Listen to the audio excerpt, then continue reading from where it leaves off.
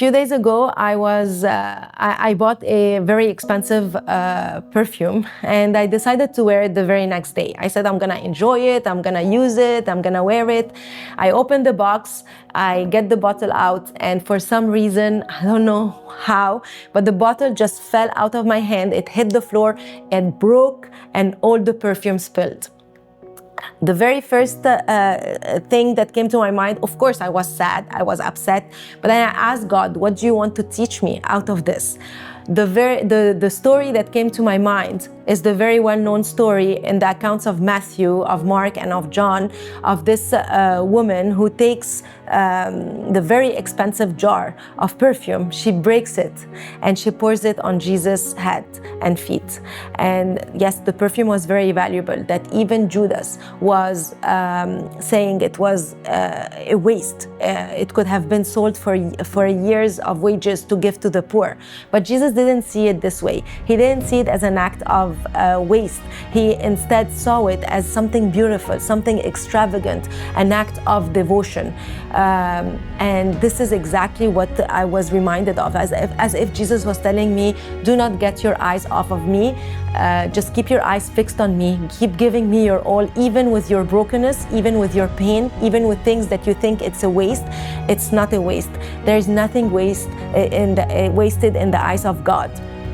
It wasn't practical, and it wasn't something economical that this woman did when she broke the jar, but it was something that was unreserved. She broke the entire jar. She didn't just break a little bit, or like she said, today I'm gonna give this part.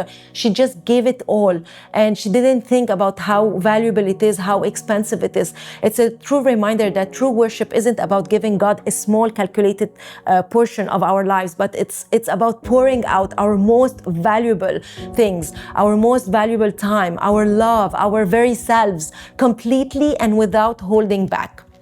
The perfume was her most expensive.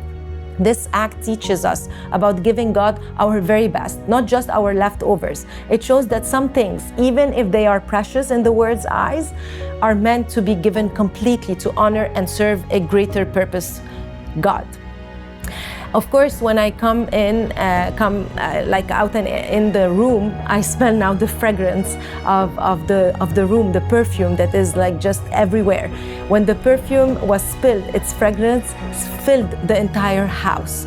This is a beautiful picture of how our sacrifices and acts of worship, even if they seem wasted to the world, create a pleasing aroma to God. The fragrance of my broken perfume reminds me that acts of faith and devotion, when given with a sincere heart, are a sweet fragrance offering to God. The brokenness of the jar itself can also be a symbol. The woman's act of breaking the jar can symbolize a broken and contrite heart. This is something that touches me so hard, because a heart that is not hard and closed, but it's open and broken, and acknowledge the brokenness that it is in it to be used for God's purposes. The spilled contents are a representation of a heart poured out in humility and love for Jesus. What truly fills my heart with His love isn't simply the act of giving something up, but the overwhelming truth of how many and how ugly my sins are, and yet He has forgiven them all. The most incredible part is that He never brings them up again. There is no blame, no dwelling on the past mistakes. The words spoken about the woman who anointed Jesus resonate so deeply with my own heart. It's written, her sins, which are many, are forgiven, for she loved much.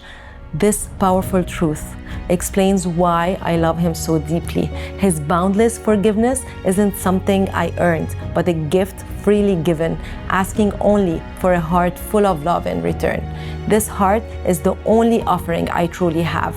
My gratitude, my devotion, my worship, it all comes from the realization of His great mercy to me. The unconditional acceptance and the unwavering love is the very essence of His heart. In summary, the next time something valuable like my new perfume breaks and is lost, you can reflect on the biblical story of the anointing of Jesus. It's a lesson that teaches us to value extravagant and sacrificial worship over worldly practicality, to give God our best, our very best, and to understand that a heart broken and poured out for Him is a beautiful and fragrant offering.